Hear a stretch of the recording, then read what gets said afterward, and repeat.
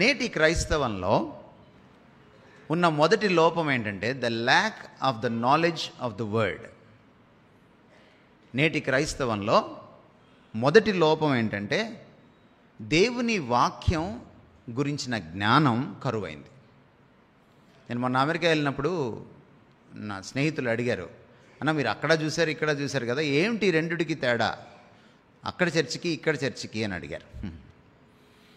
తేడా ఏమిటో తెలియదు కానీ ఇద్దరికి కామన్గా ఉన్న ఒక లోపం తెలుసు అన్నాను నేను. అదేమిటంటే అక్కడ దేవుని వాక్యం లేదు ఇక్కడ దేవుని వాక్యం లేదు అన్నాను. కరెక్ట్ అన్నా అన్నారు వాళ్ళు.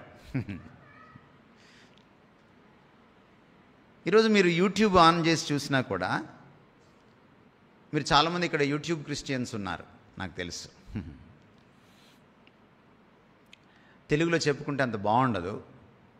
యూట్యూబ్ అంటే నువ్వు గొట్టం అని అర్థం అన్నమాట. సో ఈ యూట్యూబ్ క్రిస్టియన్స్తో నేను మాట్లాడేది ఏమిటంటే, మీరు అనుకుంటున్నారు మేము ఇన్ని ప్రసంగాలు వింటాం, మేము ఎప్పుడు వంటగదిలో కూడా ప్రసంగమే పెట్టుకుంటాం, మా టీవీలో ఎప్పుడు క్రిస్టియన్ ఛానల్సే రన్ అవుతున్నాయి అంటే అసలు అదే మీరు సీరియల్ చూసినా బాగుపడతారేమో కానీ మీరు క్రైస్తవ మెసేజ్లు వరుసగా విన్నారంటే మీరు చెడిపోతారు. ఎందుకు అంటున్నానంటే ఈరోజు 100 వర్తమానాలు యూట్యూబ్లోంచి బయటకు వస్తే, టీవీలోంచి బయటకు వస్తే అందులో 80 వర్తమానాలు 90 వర్తమానాలు వాక్య విరుద్ధంగా ఉన్నాయి, వాక్యం లేనివి ఉన్నాయి. మిగిలింది ఏదో చెత్తా చెదారం అంతా చెప్తున్నారు. ప్రజలు వాక్య లేమితో బాధపడుతున్నారంటే అది ప్రజల తప్పు కాదు, బోధకుల తప్పు. మీదే కులం అని అంటే ఆర్కే మూర్తి కాదు, మాది బోధ కులం అని అన్నారు ఆయన. సో ఈ కులం తప్పు అన్నమాట. ఈరోజు మనకి వాక్య లేమితో మనం కొట్టుమిట్టాడుతున్నాం. వాక్యానికి కొన్ని అద్భుతమైన లక్షణాలు ఉన్నాయి. వాక్యం మనకు అవసరం. వాక్యం లేకుండా మనకి రక్షణ లేదు. తిమోతికి రాస్తూ ఆయన చెప్పాడు పౌలు, అది రక్షించుటకు శక్తిగల వాక్యము అన్నాడు దాన్ని. వినుట వలన విశ్వాసము కలుగును అన్నాడు రోమాపత్రికలో. వాక్యం లేకుండా క్రైస్తవం లేదు, క్రైస్తవ విశ్వాసం లేదు. విశ్వాసం నాలో ఎలా పుడుతుంది క్రీస్తు పట్ల అంటే వాక్యం వినడం వల్ల పుడుతుంది, వాక్యాన్ని అర్థం చేసుకోవడం వల్ల పుడుతుంది, వాక్యానికి విధేయత చూపించడం వల్ల, సరిగా స్పందించడం వల్ల పుడుతుంది. వాక్యమే లోపించిందనుకోండి ఏం లేనట్టే. బైబిల్ క్విజులు బాగా జరుగుతున్నాయి ఈ మధ్య, కానీ వాక్య జ్ఞానం లేదు. మనం జ్ఞానం అంటే ఏమనుకుంటున్నామంటే ఏ పేజీలో ఏముంది, ఎక్కడ ఏముంది, ఎవరు కొడుకు ఎవరు, ఎవరు ఏ ఊర్లో ఉన్నారు, ఇది అనుకుంటున్నాం మనం. మన క్విజులు కూడా మారాలి. క్విజ్ అంటే అది కాదు. ఎందుకంటే మనం చైతన్య నారాయణలో చదివి వచ్చిన తర్వాత ఇంతకంటే లోతుగా మనం ఆలోచించలేం. మన ప్రాబ్లం ఇది. మనకి వాక్యంలో ఉన్న సారం ఏమిటి? పౌలు రాస్తూ చెప్పాడు, అక్షరము చంపును, ఆత్మ జీవింపచేయును. వాక్యం యొక్క అక్షరం కాదు, ఆ అక్షరం వెనకున్నటువంటి అర్థం ఏమిటి? ఆత్మ అంటే అక్కడ అర్థం అదనమాట. The soul of the word of God. దాని సారం ఏమిటి, దాని అంతరార్థం ఏమిటి, దాని పరమార్థం ఏమిటి? దీన్ని మీరు గ్రహిస్తే మీకు ఉజ్జీవం గ్యారంటీ. ఇది లేదు ఈ రోజున ఏదో చేయడానికి, ఇంకేదో చెప్పడానికి, వాళ్ళ దగ్గర ఉన్న ఏదో ఒక ఆలోచన చెప్పడానికి వాక్యాన్ని వాడుకుంటున్నారు చాలామంది సేవకులు, బోధకులు, కాపర్లు. మనము ఈ రోజున ఇటువంటి ఒక కరువులో ఉన్నాం. వాక్య లేమి అనే కరువులో ఈ రోజున మనం ఉన్నాం. ఇక దైవజనుల్ని, సేవకుల్ని, బోధకుల్ని పక్కన పెడితే మన సంగతికి వస్తే, సామాన్య విశ్వాసుల దగ్గరికి వస్తే మనం వాక్యం చదవడం మానేసాం. మనం యూట్యూబ్లో చదవడము, ఫేస్బుక్ గోడ మీద చదవడము, లేకపోతే వాట్సాప్ స్టేటస్ మీద చదవడము, ఆటో వెనక చదవడము, ఇది ఎక్కువైంది తప్ప చాలామంది 31వ తారీఖు అదేదో చిన్న స్లిప్లో తీసుకుంటారు కదా, ఏంటది వాగ్దానాలు, అది ఇందులోదే, ఈ 66 పుస్తకాల్లోదే.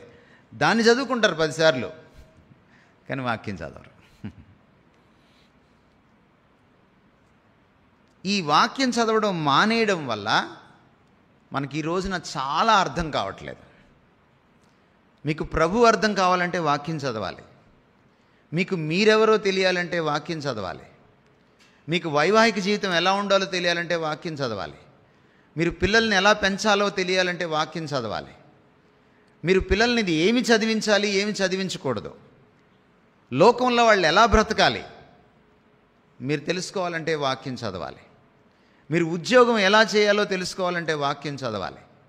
మీరు పక్కింటలతో ఎలా ఉండాలో తెలుసుకోవాలంటే వాక్యం చదవాలి. మీరు ప్రభుత్వానికి ఎలా లోబడాలో తెలుసుకోవాలంటే వాక్యం చదవాలి. మీరు పన్నులు ఎలా కట్టాలో తెలుసుకోవాలంటే వాక్యం చదవాలి. ప్రతి దానికి వాక్యం చదవాలి. Bible addresses every nook and cranny of the life, Christian life. ప్రతి మైన్యూట్ డీటెయిల్ని కూడా బైబిల్ అడ్రస్ చేస్తోంది క్రైస్తవ జీవనంలో. This is the book which is a manual to the Christian life. ఇది క్రైస్తవ జీవనానికి ఒక కరపుస్తకం, ఒక హ్యాండ్ బుక్. ఇది మనం అనుకుంటున్నాం ఇది సండేకి పరిమితం అనుకుంటున్నాం మనం. నో. ఎప్పుడైనా ఇంట్లో ప్రార్థన పెట్టుకున్నప్పుడు పరిమితం అనుకుంటున్నాం మనం. నో. అందుకనే ద్వితీయోపదేశకాండంలో చాలా స్పష్టంగా చెప్పాడు, మీరు కూర్చుండినప్పుడు, లేచినప్పుడు, మీరు నడుచున్నప్పుడు, మీరు పరుండినప్పుడు, భోజనపు బల్ల దగ్గర మీ పిల్లలతో ఈ వాక్యాన్ని గురించి మాట్లాడాలి అన్నాడు ఆయన. 24/7, 24 గంటలు 7 వారాలు మీరు ఈ వాక్యపు ధ్యాసలో బ్రతకాలి అని అన్నాడు. మీరు మీ గోడలపైన రాసుకోవాలి, గుమ్మాలపైన రాసుకోవాలి అని అన్నాడు. నుదుట బాసికములుగా పెట్టుకోవాలి అన్నాడు. బాసికం అంటే తెలుసా మీకు? ఈ అన్య పెళ్ళిళ్ళకి వెళ్ళినప్పుడు వాళ్ళు ఇక్కడ కట్టుకుంటారు. పెళ్లి కొడుకు ఒకటి కడతాడు, ఒక చిన్నది. యూదులు కూడా బైబిల్ చదివేటప్పుడు వాళ్ళు ఒక చిన్న డబ్బా లాంటిది కట్టుకుంటారు. ఇక్కడ మీరు చూడండి, వాళ్ళు నిజంగానే బాసికం అంటే బాసికం కట్టుకోవాలనుకున్నారు. వాళ్ళు నుదుట బాసికముగా ఉండాలంటే కనుల ముందు వాక్యం పెట్టుకోవాలని అర్థం అన్నమాట. వాక్యాన్ని ఎదుట పెట్టుకొని దానికి అనుగుణంగా బ్రతకరా బాబు అని చెప్తున్నాడు అన్నమాట దేవుడు. అది నుదుట బాసికం అంటే. This is the importance and the uniqueness and the necessity and the sufficiency of the word of God. దేవుని వాక్యం యొక్క ప్రశస్తత ఇది, విశిష్టత ఇది, దేవుని వాక్యం యొక్క అవసరత ఇది, దేవుని వాక్యం యొక్క సమృద్ధి ఇది. దీన్ని మనం అర్థం చేసుకోవాలి. ఈ వాక్యం మీ చేతికి తెలుగులో ఇవ్వడానికి కొన్ని జీవితాలు ఆహుతి అయిపోయాయి, పణంగా పెట్టవలసి వచ్చింది. కానీ చదవడానికి కూడా ఓపిక లేదు మనకి ఈ రోజున.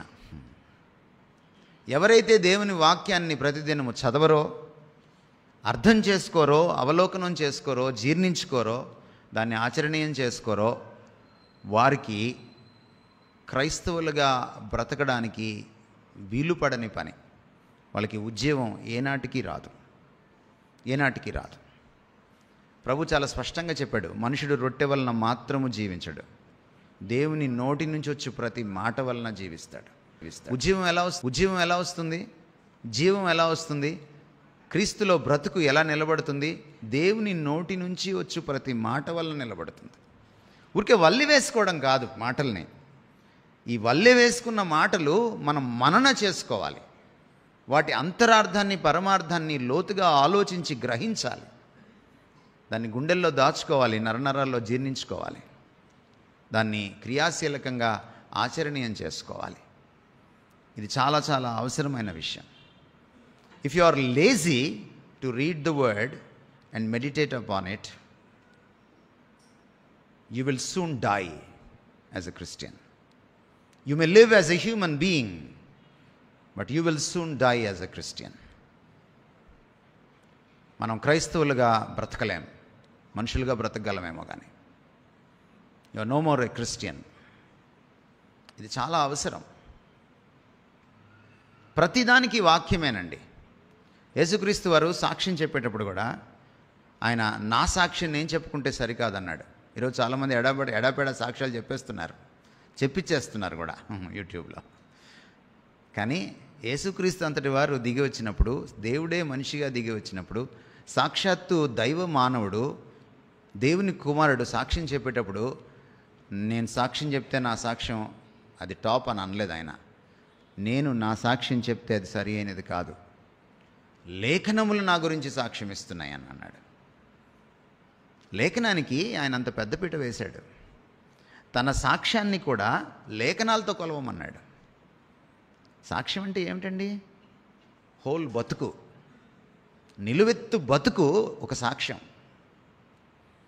ఆ నిలువెత్తు బతుకుని వాక్యంతో కొలవండి అన్నాడు. మనం ఎంతటి వాళ్ళం? ఈ రోజున వాక్యంతో కొలుచుకుంటే మన బతుకు ఎలా ఉంది? ఇది ఉపదేశించుటకు, ఖండించుటకు, తప్పుదిద్దుటకు, నీతి అందు శిక్ష చేయుటకు ప్రయోజనకరమైంది కదా.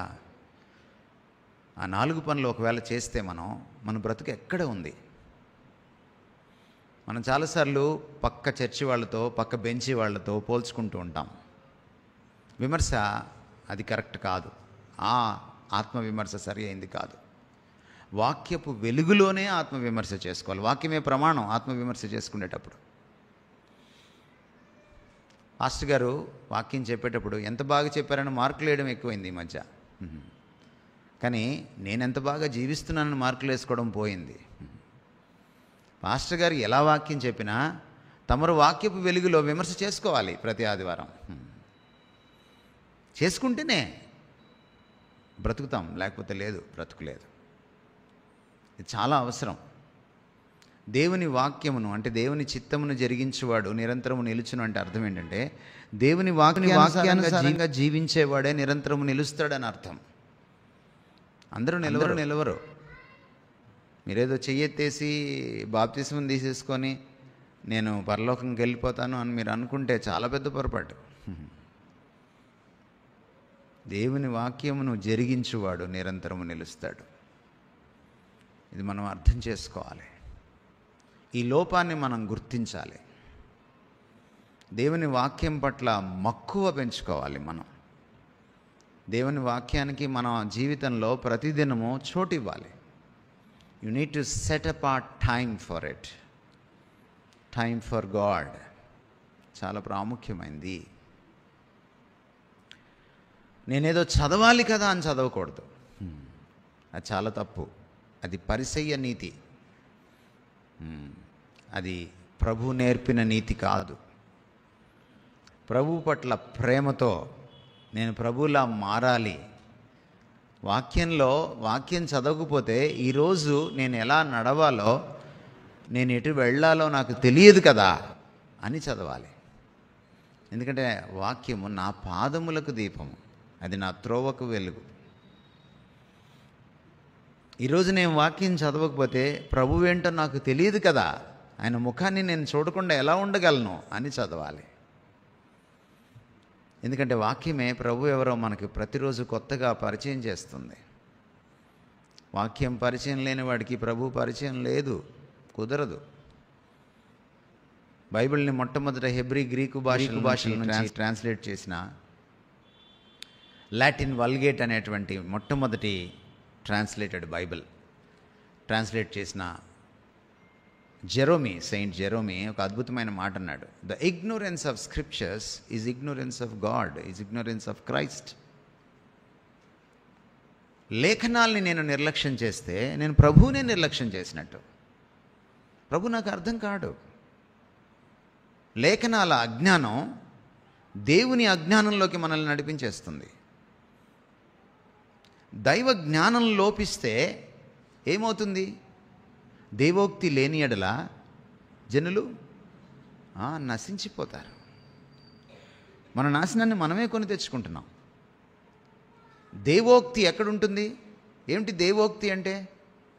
దేవుడు ఇచ్చే యుక్తి, జీవించాలంటే యుక్తి కావాలి. యుక్తి అంటే తెలివి, wisdom. It comes from the word. అందుకని మనం అప్పుడప్పుడు లేఖనాలు చదువుతుంటే మనకు పాత నిబంధనలో ఫలానా ఆయనకి ఇచ్చినటువంటి దేవోక్తి అని రాసి ఉంటుంది. మీరు చూస్తే ఆదికాండం నుంచి ప్రకటన గ్రంథం దాకా ఈ దేవోక్తి మనకి దొరుకుతోంది. మీ చేతుల్లో అచ్చమైన తెలుగు భాషలో ఉంది. You need to thank God for it eternally. ఎవరో తెలుగు రానివాడు, భారతదేశం ఎరుగనివాడు ప్రభువు ప్రేమతో తెలుగులోకి ట్రాన్స్లేట్ చేసి మనకిచ్చి 1885లో ట్రాన్స్లేట్ చేస్తే ఇప్పటికి ఎన్ని సంవత్సరాలండి? ఇంతవరకు దీన్ని రివైజ్ చేయాలి సరిగా మనోళ్ళు. ఓపిక లేదు మనకి, శ్రద్ధ లేదు మనకి. ఆ పుస్తకాన్ని ఇంకా చదువుకుంటున్నాం మనం. కనీసం ఆ ప్రింటింగ్ ప్లేట్లు కూడా బిఎస్ఐ వాళ్ళు, బైబిల్ సొసైటీ ఆఫ్ ఇండియా వాళ్ళు మార్చట్లేదు. కోట్లకి కోట్లు వాళ్ళు విరాళాలు తీసుకుంటున్నారు బైబిల్ సొసైటీ వాళ్ళు. నేను ఎన్నోసార్లు అనేక ప్లాట్ఫామ్ మీద నుంచి వాళ్ళకి మొత్తుకుంటున్నాను నేను, యు రివైజ్ దిస్ బైబిల్. ఎందుకంటే ఒక విదేశీయుడు, తెలుగు రానివాడు చేశాడు దీన్ని మళ్ళీ ఒకసారి రివైజ్ చేయండి. హిందీ బైబిల్ రివైజ్ చేసుకున్నారు, మిగిలిన భాషల్లో బైబిల్స్ రివైజ్ చేసుకుంటున్నారు, మన భాషలోనే చేసుకోవట్లేదు. But Bible society of India వాళ్ళు ఈరోజు కోట్లకి పడగలెత్తారు, కానీ they are not doing their job properly. మనకి కృతజ్ఞత లేదు, మనకి దీని విలువ తెలియదు. దీన్ని నాశనం చేయాలని రోమా ప్రభుత్వం బైబిల్ కనపడకుండా చేసేసింది. రోమ్ తగలబడుతూ ఉంటే ఎన్నో బైబిల్స్ కూడా తగలబడ్డాయి. మనుషుల్నే కాదు, క్రైస్తవులనే కాదు, వాక్యాన్ని కూడా తగలబెట్టారు వాళ్ళు. క్రీస్తు శకం 4వ శతాబ్దంలో కాన్స్టాంటిన్ అనే రోమా చక్రవర్తి అనుకోకుండా హఠాత్ పరిణామంగా దేవుని మహాకృప వల్ల క్రైస్తవుడు అయినప్పుడు ఆయన బైబిల్ కావాలని అడిగాడు. మనకి కృతజ్ఞత లేదు, మనకి దీని విలువ తెలియదు. దీన్ని నాశనం చేయాలని రోమా ప్రభుత్వం బైబిల్ కనపడకుండా చేసేసింది. రోమ్ తగలబడుతూ ఉంటే ఎన్నో బైబిల్స్ కూడా తగలబడ్డాయి. మనుషుల్నే కాదు, క్రైస్తవులనే కాదు, వాక్యాన్ని కూడా తగలబెట్టారు వాళ్ళు. క్రీస్తు శకం 4వ శతాబ్దంలో కాన్స్టాంటిన్ అనే రోమా చక్రవర్తి అనుకోకుండా హఠాత్ పరిణామంగా దేవుని మహాకృప వల్ల క్రైస్తవుడు అయినప్పుడు ఆయన బైబిల్ కావాలని అడిగాడు. బైబిల్ కావాలని అడిగితే ఎవరి దగ్గర బైబిల్ లేదు. ఎందుకంటే బైబిల్ ఉంటే పట్టుకెళ్ళిపోతారు. బైబిల్ని నిషేధించారు. It was a banned book. 4వ శతాబ్దానికి బైబిల్ దొరకలేదు. అప్పుడు రాజుగారు కనుక, ఆయనది పెద్ద సామ్రాజ్యం కనుక, ప్రపంచమంతటిని దాదాపుగా పరిపాలిస్తున్నాడు కనుక, తన అధికారంతో ఆయన నాకు ఎక్కడున్నా తీసుకొని రావాలి, ఒక్క పుస్తకం ఆయన అంటే, అప్పుడు అందరు సీక్రెట్గా ఉన్నాయి అన్నీ బయటకు వచ్చినాయి. అంత విలువైందండి బైబిల్. దీనికోసం ప్రాణాలు పోయాయి. ఈరోజు నా తెలుగులో మీ చేతికి వచ్చింది. How many times you read it and how intently you read it, how devotionally you read it. మీరు ఎన్నిసార్లు చదువుతారు, ఎంత మంచి ఉద్దేశంతో చదువుతారు, ఎంత తీవ్రతతో చదువుతారు, ఎంత భక్తిభావంతో చదువుతారు. That matters. మీ ఉజ్జీవానికి ఇది ఆరంభం. That matters. వాక్యం లేకుండా మనకి ఏదీ సరిగా అర్థం కాదు. రెండవ లోపము మన క్రైస్తవంలో ఏమిటి అని అంటే, రెండవ లోపము, మీకు అది చెప్పకముందు వాక్యం గురించి నేను ఒక్క మాట చెప్పాలి. మనము క్రైస్తవులం అవుతాం, బాప్తిస్మం తీసుకుంటాం, కానీ లోకం అంటుకుంటూనే ఉంటుంది మనకి. మనం ఇక్కడికి వస్తాం, వాక్యం వింటాం, మనం మళ్ళీ బయటికి వెళ్ళిపోతాం. మనం ఎక్కువసేపు లోకంలో ఉంటాం, తక్కువసేపు దేవుడి సన్నిధిలో ఉంటాం, చాలా తక్కువసేపు వాక్యానికి ఎక్స్పోజ్ అవుతాం.